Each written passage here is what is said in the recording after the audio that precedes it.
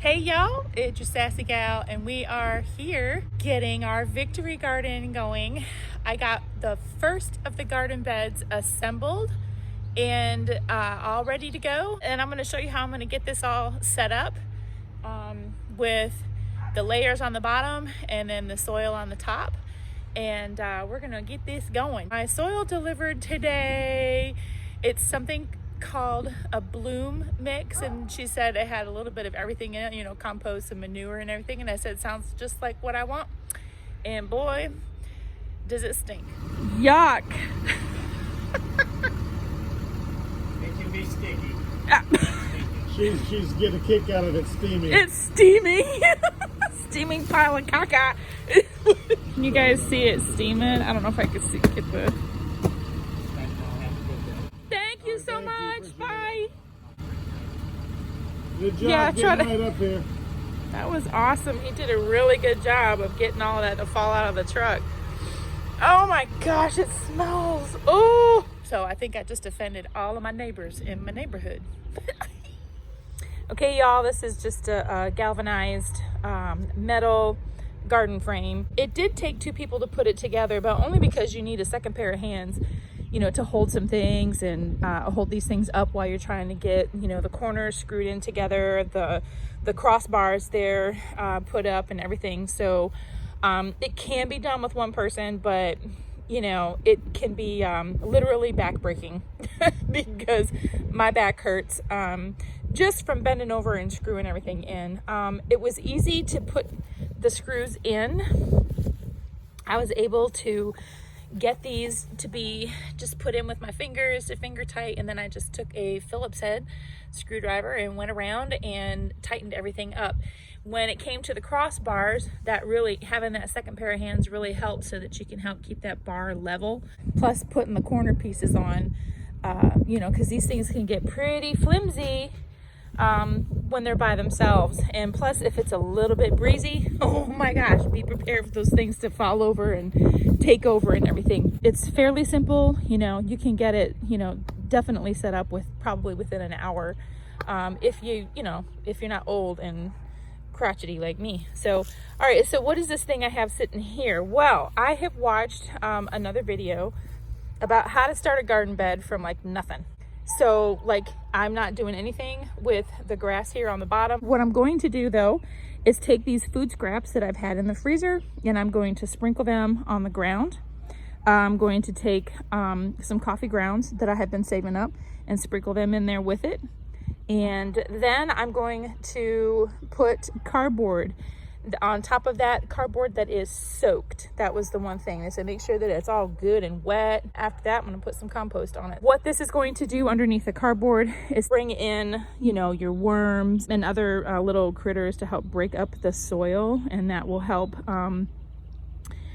break this up, this first layer. Then the cardboard is going to add the nitrogen into the soil as well. And so as all of this works together and breaks down, it's going to be really good soil, and that's what I want. So anyway, here we go. I'm going to take this and sprinkle it on the ground.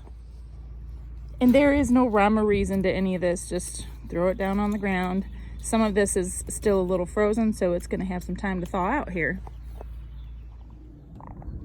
And here's number one stinky garden bed. I still have a little more dirt to put in here, but I decided to just leave this. I'm going to put the second one up next to it. It's going to go here. Hopefully it's, I picked a level spot, so we'll see how level it is over there. But anyway, one down, one to go.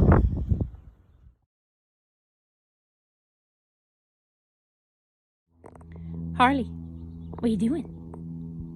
What are you doing, baby? Let's say hello to everybody. Hi. Hi, babe.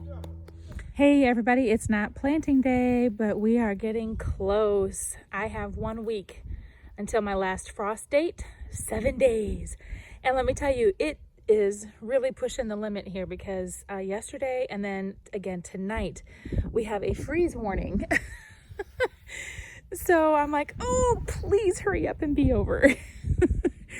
But as you can see, I have my plants out here. And why do I do that? Well, this is called hardening off, and what I'm going to be doing is making sure that these seedlings are going to get acquainted with their new environment and getting used to being outside and that kind of thing, so it's not such a shock. So each day I will be bringing them out and setting them outside, and I also put them in the beds where they're going to be living, get them acclimated to the new place instead of going directly from inside to outside. Today's the first day I'm doing that, and we're going to leave them outside for a little bit because once that sun goes down, it'll get cold. But what I've done since my last segment is in the blue bags here, I have planted some potatoes. So I'm going to put 2 more bags out tomorrow, and I'm going to put more potatoes in those, and then hopefully by the time I get these plants in, I will have fencing to go around this area because my dogs are not going to leave this alone. My black lab, Harley, is pretty good, but Sully likes to come here and eat these little pieces of compost and stuff that are, you know, from the bed here that have fallen out, you know, when I filled the bed and stuff. So I had to like chase him away a couple times because he got a little piece. I don't know why dogs like to do that. But anyway, so that's what we're doing with these plants.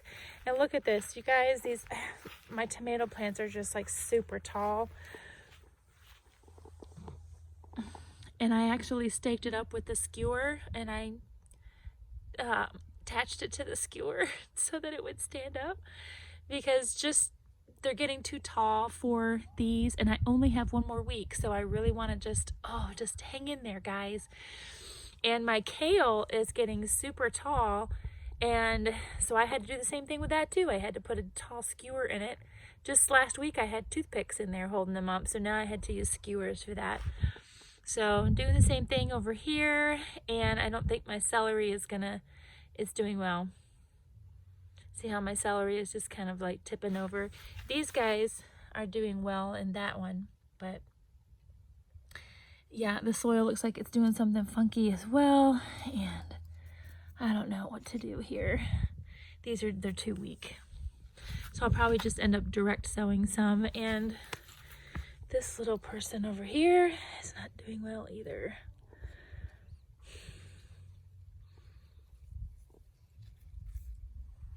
We'll see if I can get them strengthened up before I actually plant them, but I feel that I'm only going to have a few kale plants, which is okay. That's okay. The onions are looking good. So, yep. Gardening